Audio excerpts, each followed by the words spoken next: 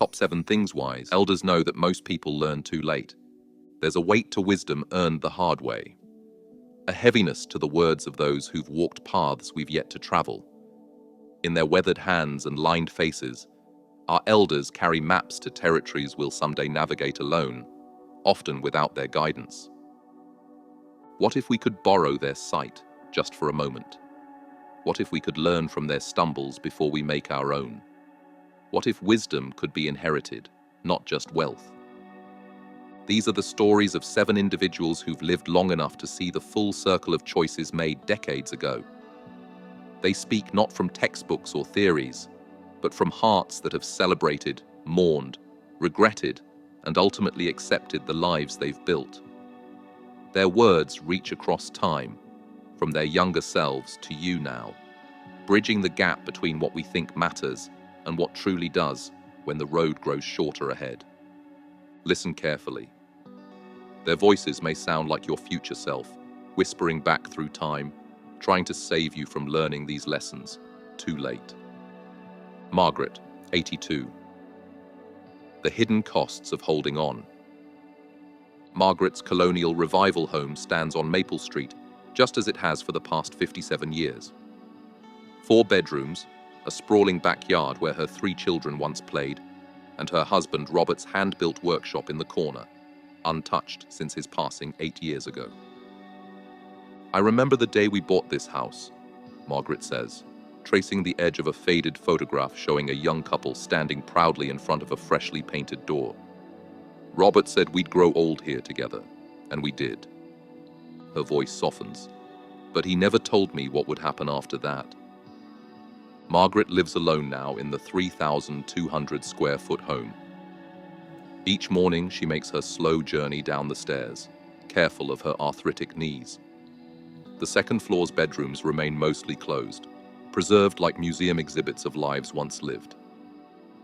The maintenance costs increase every year, she says simply. What was once a source of pride has become a silent drain, pulling away my financial security with each passing month. Her children keep suggesting she sell, move somewhere more manageable, but the house holds their Christmas mornings, graduation celebrations, wedding preparations, and funeral gatherings. This house is us, she explains. It's our memories. How do you put a price on that? Yet the math is unforgiving. The property now consumes nearly 65% of her fixed income, while healthcare costs rise and inflation erodes her purchasing power. What I didn't understand was that emotional decisions have financial consequences that compound over time. I thought keeping this house meant keeping Robert close, keeping our life together intact somehow. Her shoulders slump slightly under an invisible weight. But I've realized too late that what Robert would have wanted most was my security, my comfort in these later years, not watching me struggle to maintain a structure that's now too large for one person. Margaret recently visited a nearby senior community. The trip was reluctant, made mostly to quiet her children's concerns. But something unexpected happened. There were people my age there, living, really living, taking classes, having dinner together, walking in gardens someone else maintained. No maintenance worries, no repairs to budget for. Her eyes fill with a mixture of revelation and regret. I spent so long believing this house was my legacy that I didn't see how it became my limitation.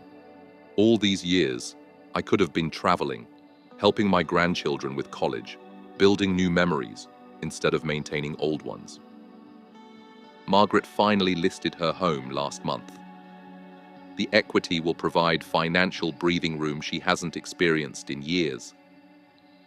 If I could tell my younger self one thing, it would be this. A house is not a marriage. It's not your children's childhood. The memories move with you. The financial burden doesn't have to. Sam, 77. The hidden cost of a handshake loan.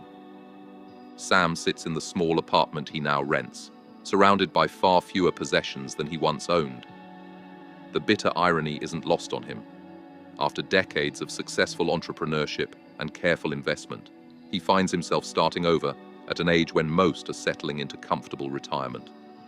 I built a construction business from nothing, he explains, pride and pain equally present in his voice. I did everything right financially, maxed out retirement accounts, diversified investments, saved for rainy days. What Sam didn't plan for was how deeply trust could wound when misplaced. My son Michael came to me about 7 years ago with a business idea, a chain of specialty fitness centers. His passion for it reminded me of myself at his age. The market research looked solid, but mostly, I saw my chance to give my son the head start I never had. Sam liquidated a significant portion of his retirement investments to provide a $380,000 loan. The decision wasn't made lightly, but it was made with something more dangerous than carelessness: complete trust. We had a handshake agreement. We're family after all. Sam's laugh holds no humor. He'd pay me back over 10 years with modest interest. Win-win, right? The business initially showed promise, but behind the scenes, problems developed that Sam knew nothing about. Personal purchases through the business, expensive lifestyle upgrades, poor management decisions. Sam learned these details only after the monthly repayments became sporadic, then stopped entirely. When I finally confronted him, asked to see the books, Michael became defensive, said I was undermining him, didn't believe in him. Without formal loan documentation, without specified terms or collateral, Sam found himself in the impossible position of being both father and creditor, with the power of neither. The business failed 18 months later, complete bankruptcy, my investment gone, our relationship shattered. The financial loss was catastrophic, but the relationship damage cut deeper. We don't speak now. Holidays are strained affairs where we both pretend nothing happened. My grandchildren visit less frequently. My wife stands in the middle, torn between husband and son. Sam's eyes are distant, seeing not the modest apartment walls, but the ruins of relationships he once thought unbreakable. People think documentation, contracts, formal agreements signal distrust. That's backward thinking. Clear terms protect relationships from the very human tendencies we all have: to remember differently, to justify our actions, to prioritize our immediate needs. He straightens in his chair, finding resolve in hard-earned wisdom. If someone is trustworthy, they'll have no problem signing papers that simply reflect what's already agreed. If they resist documentation, that's your first red flag. Sam now works part-time as a consultant, rebuilding his savings at an age when he should be enjoying their fruits. Love your family with your heart, not with unsecured loans. If you want to help financially, either give gifts you can afford to lose entirely or create proper legal loans with consequences everyone understands from day one. His final thought comes with the weight of personal loss. No interest rate is worth more than Christmas dinner with your whole family present and at peace. Proper contracts don't prevent that. They protect it. Joyce, 86, young at heart, realistic in planning. Joyce moves with surprising agility for her age, tending to potted plants on her assisted living apartment balcony. Dressed in bright colors, silver hair cut in a stylish bob, she embodies the spirit many associate with successful aging, engaged, active, and full of vitality. "Oh, I've always been young at heart," she laughs, settling into a chair after offering tea. "That's what everyone told me. Joyce, you'll never grow old." And I believed them. Joyce's vibrant personality and good genes kept her extraordinarily healthy well into her 70s. A retired high school English teacher, she filled her early retirement with travel, volunteer work, and social engagements that left friends half her age struggling to keep pace. I felt invincible, truly. Hiked the Scottish Highlands at 72. Took tango lessons at 75. When my contemporaries talked about moving to retirement communities or researching long-term care insurance, I'd think that's not for me. I wasn't going to be one of those old people. Her smile fades slightly. Then came the stroke at 78. Small one, but enough to cause a fall. Broken hip. Complications. 3 months of rehabilitation. Joyce recovered remarkably well physically, but the experience shattered her illusion of exemption from aging's challenges. I'd done everything right for my physical health: exercise, diet, regular checkups. But I'd done nothing to prepare for the financial reality of needing care. Without long-term care insurance or significant savings earmarked for healthcare, Joyce found herself facing difficult choices. Medicare covered the immediate hospital stay, but not the extended rehabilitation I needed, not the home health aide who helped me shower and dress for months afterward, not the modifications my condo needed so I could navigate safely. She shakes her head, remembering. I kept thinking, this wasn't supposed to happen to me, as though my attitude alone could exempt me from biological reality. Joyce was forced to liquidate investments prematurely, creating tax consequences that further diminished her resources. Her modest teacher's pension and Social Security benefits couldn't cover the ongoing care she initially needed. The worst part was losing choices. I had to accept whatever care I could afford, not what would have been best for my recovery. My daughter had to take family leave to help care for me, affecting her own career and finances, all because I refused to believe I'd ever need a plan. Joyce now lives in an assisted living community she can afford thanks to careful financial reorganization and family support. But the journey here was more stressful, more urgent, and more costly than it needed to be. Being young at heart is wonderful. I still am, she insists, her eyes twinkling momentarily. But it's not a financial plan. It's not a healthcare strategy. She leans forward, suddenly earnest. The greatest gift you can give your future self and your family is honest planning for all possibilities, including the ones you'd rather not imagine. Long-term care insurance in your 50s or early 60s when it's affordable. Legal documents clearly stating your wishes. Resources set aside specifically for healthcare that might be needed. Joyce's tea has grown cold, forgotten during her story. People worry that planning for aging means expecting decline. That's nonsense. The most liberating thing I've learned is that genuine preparation creates freedom, not limitation. Now that I have proper supports in place, I can be authentically young at heart, without denial. She gestures around her bright apartment, adorned with photos of grandchildren and mementos from travels. I'm still me. I still have joy. But I wish I'd given my younger self the gift of realism alongside optimism. They're not enemies. They're partners in creating a later life with dignity. Ernesto, 80, the digital vulnerability no one discusses. Ernesto's hands shake slightly as he opens his laptop, not from age, but from a lingering anxiety that now accompanies every interaction with technology. A retired mechanical engineer, whose career spanned the transition from drafting tables to complex computer modeling, he was once confident navigating digital spaces. I thought I was savvy, he says, voice tinged with lingering disbelief. I used strong passwords. I didn't click random links. I updated my software. I did what everyone says to do. But Ernesto's technological caution proved insufficient against increasingly sophisticated targeting of seniors.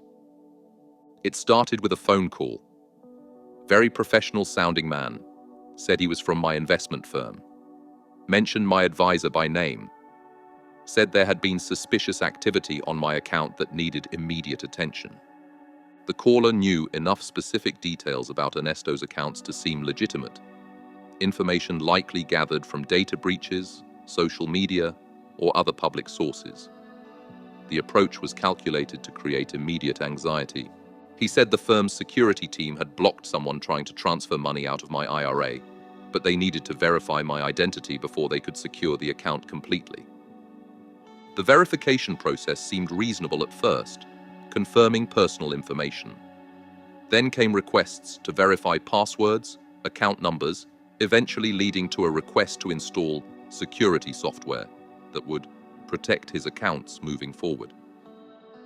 I installed it, right here on this laptop.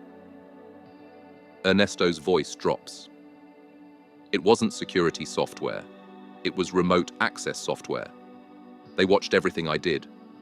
When I logged into my banking accounts, my investment platforms, they saw it all. Within 48 hours, Ernesto's financial life imploded. Retirement accounts drained. Credit cards maxed out. Checking account emptied. In total, nearly $720,000 disappeared, the majority of his retirement savings. The shame was almost worse than the financial devastation, he admits quietly. How could I have been so foolish? I built aircraft components that people's lives depended on.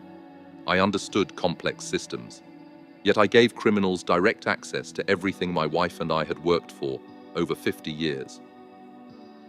The aftermath was a crash course in cybersecurity realities that Ernesto wishes he'd understood decades earlier.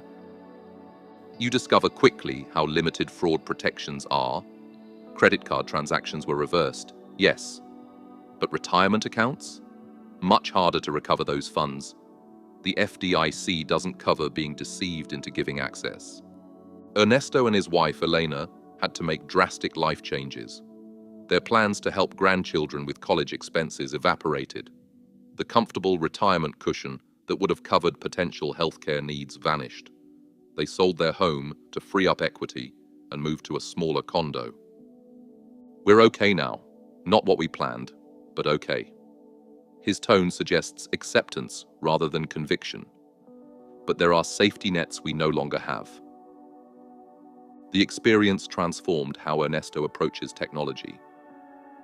I've learned that knowledge isn't the same as wisdom in digital spaces. I knew facts about cybersecurity, but I didn't have frameworks for emotional manipulation. These criminals don't just exploit technological vulnerabilities, they exploit human ones. Fear, urgency, authority, trust. Ernesto now volunteers at his local senior center, teaching cyber self-defense classes that focus less on technical jargon and more on recognizing psychological tactics used by sophisticated scammers. I tell everyone, legitimate organizations don't create emergencies. They don't demand immediate action. They don't bypass their own security protocols because of special circumstances. And most importantly, always verify independently. Hang up and call the official number on your statement or card. His most crucial advice comes from painful experience. Create a financial emergency plan before you need it. Who will you call if something seems suspicious? What steps will you take to verify before acting? Which trusted person can be your second set of eyes? Write it down. Practice it. Your future self may be too anxious in the moment to think clearly. He closes his laptop, the motion deliberate and cautious. Digital fraud against seniors isn't just about money. It's about dignity, independence, and security that took decades to build. Protect those with the same seriousness you'd protect your physical home, because in many ways, they're the same thing. Helen, 79. The price of peace at any cost. Helen arranges tea with precise movements, the china cups aligned perfectly on saucers, the silver spoons placed just so. This attention to detail characterized her career as an accountant, and now extends to her carefully controlled retirement routine. I was always the fixer in my family, she begins, pouring tea with a steady hand. The one who made everyone comfortable, the peacekeeper. This role defined Helen's relationship with her 3 adult children, particularly after her husband David's death 15 years earlier. Without the balancing presence of his more boundary-conscious approach, Helen's natural tendency to smooth over conflicts intensified. David used to say I'd set myself on fire to keep others warm. I thought that was love, sacrifice, what mothers are supposed to do. Her children settled within driving distance of her suburban home. As their lives grew complex, Marriages, divorces, career challenges, children of their own. Helen became the family safety net, emotionally and increasingly, financially. It started small. Jennifer needed help with a security deposit after her divorce. $3,000. Just until things stabilized, Mom. Of course I helped. The pattern established itself gradually. Michael's business had cash flow problems. He needed $15,000 to make payroll just for a month. Stephanie's daughter, Helen's granddaughter, wanted to attend an expensive performing arts summer program. Another $8,000. They never explicitly said they wouldn't pay me back, but somehow, repayment discussions always caused tension. I'd bring it up. They'd remind me of their struggles. I'd feel guilty for asking. Helen's retirement savings, earmarked for her own potential healthcare needs and carefully calculated to last her lifetime, began to dwindle. Yet the frequency of financial requests increased. The problem wasn't just the money, though. That was serious enough. It was that I couldn't say no without risking the relationship. At least that's what I believed. The turning point came when Helen's doctor diagnosed her with a heart condition requiring significant lifestyle changes and potentially expensive treatments in the future. Her financial advisor delivered equally concerning news. He showed me the projections. If I continued supporting my children at the current rate, I would outlive my savings within 7 years. I'd become dependent on those same children I'd been supporting. Children who had demonstrated no capacity to manage their own finances effectively. The realization was devastating. Decades of financial discipline undermined by an inability to establish boundaries. A retirement at risk because no felt too difficult to say. I finally understood that by helping my children avoid financial reality, I was hurting them, and myself. They never developed resilience or responsibility because I was always there, checkbook open. Helen made a painful decision. She met with each child individually, explained her financial situation honestly, and established clear boundaries moving forward. No more loans, no more bailouts. The reactions were illuminating, she says with remarkable understatement. Anger, accusations of selfishness, reminders of all I'd done before, as though past generosity obligated future support, regardless of circumstances. 2 of her children eventually adjusted to the new reality. One, Michael, has maintained distance for over 3 years now, limiting Helen's access to grandchildren and excluding her from family gatherings. That loss is a wound that hasn't healed, Helen admits, her composed facade briefly slipping. But I've come to understand that relationships built on financial dependence aren't truly relationships at all. Her eyes, clear and direct, convey hard-earned wisdom. Setting boundaries isn't selfish. It's necessary for everyone's health. Financial boundaries teach responsibility. They create respect. Most importantly, they ensure you remain capable of true generosity rather than desperate enabling. Helen now volunteers as a financial literacy mentor for single mothers, helping them establish healthy patterns early. I tell them what I wish someone had told me. Love means wanting others to develop strength, not dependence. Sometimes the most loving answer is no. She straightens the teacup that doesn't need straightening. And I tell them this: you cannot sacrifice your financial security on the altar of family peace and expect anything but ashes in return. Walter, 75, the document that could have saved everything. Walter meets me in the park rather than at home. Neutral territory, he explains with a tight smile that doesn't reach his eyes. The location choice makes sense as his story unfolds. A story of family fractures so deep that shared spaces no longer exist. My wife Patricia and I built something beautiful together, he begins, watching children play on distant swings. A successful small business, 4 children, lake house for summers, traditions that bound us all together.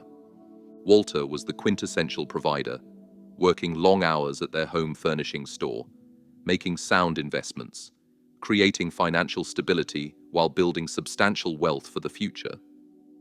Patricia handled the day-to-day family logistics. I handled the money. The kids knew we had enough, but we were private about specifics. We wanted them to develop their own work ethic. This division of responsibility extended to estate planning, or more accurately, the lack thereof. I always meant to get to it, Walter acknowledges, regret etching deeper lines around his eyes. Every January, I'd put finalize will and trust on my resolution list. But there was always something more urgent. Patricia's sudden death from an aneurysm at 68 shattered this procrastination. Without a formal estate plan, or even a basic will, Walter became the sole inheritor of their entire marital estate under state intestacy laws. That's when I discovered Patricia had made promises I knew nothing about. She told our daughter Emma she would inherit the lake house someday. She told our son James he would get her mother's antique jewelry collection for his wife. She'd promised our younger son Thomas a stake in the family business, and our youngest, Olivia, had been assured she'd receive funds to start her own interior design company, an extension of our store. Without documentation, these verbal assurances had no legal standing, but they had created expectations. Expectations now solely Walter's responsibility to fulfill or deny. Suddenly I'm fielding questions about Mom's promises while actively grieving her. The kids are grieving too, but also worried about inheritances I never agreed to. Walter attempted to honor what he understood of Patricia's wishes, while balancing his own needs for financial security in widowhood. The result satisfied no one. Emma was furious I wouldn't immediately transfer the lake house title. James couldn't understand why I was withholding the jewelry. Thomas resented that I might sell part of the business. Olivia felt her dreams were being ignored. Sunday dinners became tense negotiations rather than family time. Within a year, these tensions escalated to broken relationships and threats of legal action. The family business suffered as the children brought their personal conflicts into professional spaces. We'd built everything together, but without clear documentation of how it should continue or eventually transfer, it all began crumbling the moment Patricia died. 3 years later, Walter has sold the business at a reduced value due to the internal dysfunction. The lake house sits unused as family members refuse to vacation alongside those they're in conflict with. The financial loss is substantial. The business sold for about 60% of its potential value. Legal fees from family disputes have exceeded $95,000. But the real cost? He gestures to the empty bench beside him. No one to share this park bench with me. Holiday tables with empty chairs. Grandchildren I rarely see because their parents limit access. Walter's voice grows urgent with earned insight. A proper estate plan isn't about death, it's about life. The lives of those who remain. Clear documentation isn't cold or unfeeling. It's an act of profound love. He explains that comprehensive estate planning would have provided clarity of intentions that protected family bonds from misunderstanding and conflict. Patricia and I needed to make these decisions together, in writing, with professional guidance. We needed to communicate the plan to our children while we could both answer questions. Instead, I left them with confusion that turned to conflict that turned to estrangement. Walter's parting wisdom is both practical and poignant. Document your intentions while they can still foster understanding rather than division. The greatest inheritance you leave may not be your assets, but the relationships that survive your passing. Dorothy, 84. The freedom of letting go. Dorothy welcomes me into her one-bedroom apartment in a continuing care community, space measuring perhaps a quarter of the suburban 4-bedroom home she once occupied. Yet the atmosphere feels expansive rather than confined, peaceful, intentional, alive with personality. People kept asking if it was difficult to downsize, she says, laughter dancing in her eyes. They expected a story of loss, I think. But honestly, getting rid of all that stuff was the most liberating thing I've ever done. Unlike many who downsize reactively due to health crises or financial necessity, Dorothy made her decision deliberately at 73, while still healthy, financially secure, and fully capable of managing her larger home. My husband Frank died when I was 68. After the initial grief subsided, I looked around that big house and thought, who am I keeping this for? What am I trying to prove? Dorothy had raised 3 children in that home, hosted countless holiday gatherings, accumulated furniture, collections, and mementos across nearly 5 decades of marriage. I watched so many friends wait too long. They ended up making these transitions in crisis, after falls, during illness, when choices were limited. Their children had to make rushed decisions about possessions accumulated over lifetimes. Nobody was happy with the results. She decided to write a different story. I told my children I was downsizing while I could still control the process. Their first reaction was resistance. They worried I was giving up, somehow surrendering to age. Dorothy persisted, inviting each child to select meaningful items they truly wanted, not what they felt obligated to preserve. She documented family stories and memories, separating the sentimental value from the physical objects that triggered those memories. The remarkable thing was how the process transformed our relationships. Conversations about objects became conversations about moments that mattered, values I hoped to pass on, lessons learned together. Dorothy approached the transition methodically, working with a senior move manager who specialized in downsizing. She donated furniture to refugee resettlement programs. She sold valuable antiques and added the proceeds to her grandchildren's education funds. She kept only what brought genuine joy or served clear purpose in her next chapter. People often don't realize how much their possessions own them, not the other way around. The maintenance, the cleaning, the mental weight of managing so many things. It's exhausting. And for what? To impress neighbors? To maintain some image of who we used to be? The financial benefits were significant. Dorothy eliminated property taxes, maintenance costs, and utilities on the larger home. The proceeds from its sale, combined with her existing retirement savings, secured her entrance fee and monthly costs at the continuing care community where she now lives, providing guaranteed access to higher levels of care should she eventually need them. I see my decision through my children's eyes now. They don't worry about my safety living alone. They don't dread having to someday clean out a house full of ambiguous treasures. They don't fear unexpected care costs derailing their own financial futures. Dorothy's apartment, though small, feels curated rather than cramped. Each item has meaning or function. Photographs rotate seasonally rather than cluttering every surface. Technology keeps her connected to family near and far. The irony is that by letting go of possessions, I've gained so much more capacity for experiences. I travel without worrying about the empty house. I take classes here in the community. I volunteer downtown twice weekly. My calendar is fuller now than when I had 4 times the space. Her perspective on inheritance has also evolved. I realized the best legacy isn't leaving children stuff to sort through.